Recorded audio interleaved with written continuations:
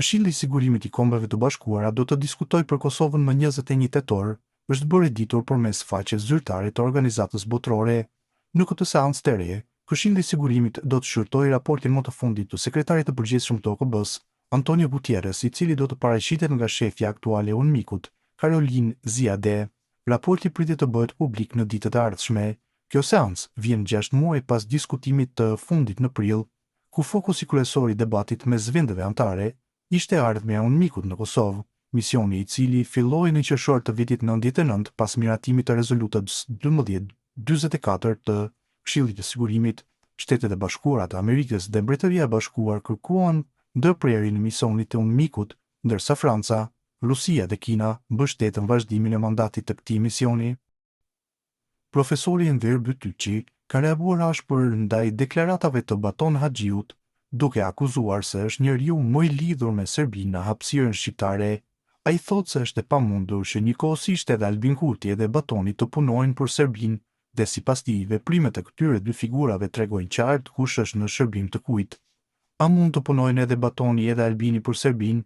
E pamundur, nëse edhe ju besoni, nuk mundet që të dy të jenë në shërbim të Serbisë. Sipas praktikës së sjelljes që kanë demonstruar, cili prej tyre ka më shumë shanse të punojë për Serbinë? Nuk është nevoja të japim prova, faktet, dëshmi të kontakteve midis këtyre dy personave për të provuar se kush punon për Serbinë. Është e mjaftueshme thënia e Miloševićit përballë Batonit në Hag: "Ti Batoni je joni", ose vrapi Aleksandar Vučićit nga podiumi në sallë për ta përqafuar me mall Baton Haxhiun. Dhe e kupton se kush punon dhe çfarë bën për Serbinë, ka thënë profesor Bytyçi në një deklaratë për Bota Sot. Ai rikujton edhe deklaratat e Haxhiut, sipas të cilit pas 20 vjetësh nuk ka më çfarë të kërkohet për ta dënuar Serbinë për krimet e kryera në Kosovë, dhe se për tu pajtuar me Serbinë duhet i jepet asaj veriu i Kosovës.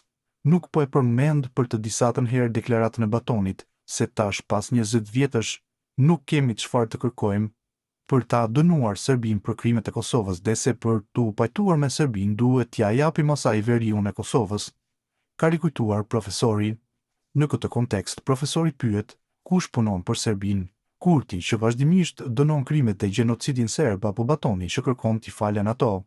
Albini, që punon për të qeverisur gjithë Kosovën edhe veriun, apo Batoni, që me shkop tregues në hartë dëshiron t'i fal territorin Serbisë?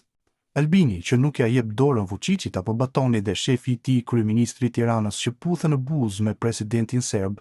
Tani kush punon për Serbinë? Kurti, që vazhdon e dënon krimet e gjenocidit në Kosovë, apo Batoni, që kërkon t'i falet asaj krimet? Kush është në Serbinë? Albini, që punon për të qeverisur gjithë Kosovën edhe veriun e saj, apo Batoni, që dëshiron me shkopin tregues në hartë t'i fal territorin Serbisë? Kush punon për Serbinë?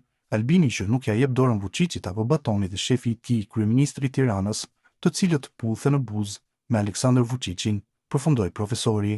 Kujtojmë se analisti Baton Haxhiu në një intervistë për ABC News e akuzoi kryeministrin në detyrë Albin Kurti për populizëm dhe delir politik, duke thënë se me veprimet e tij rrezikon pavarësinë e Kosovës dhe pakon e Ahtisarit. Në parashitjen e tij televizive, Baton Haxhiu deklaroi se Kurti është i parësyeshëm politikisht, se pavarësia e Kosovës është ndërtuar mbi pakon e Ahtisarit dhe se çdo tentim për ta kaluar atë rrezikon gjithçka që është krijuar. Ai shtoi se evropianët dhe amerikanët janë të shqetësuar dhe paralajmëroi se ambasada e Kosovës mund të degradohet në nivel të dytë e të tretë.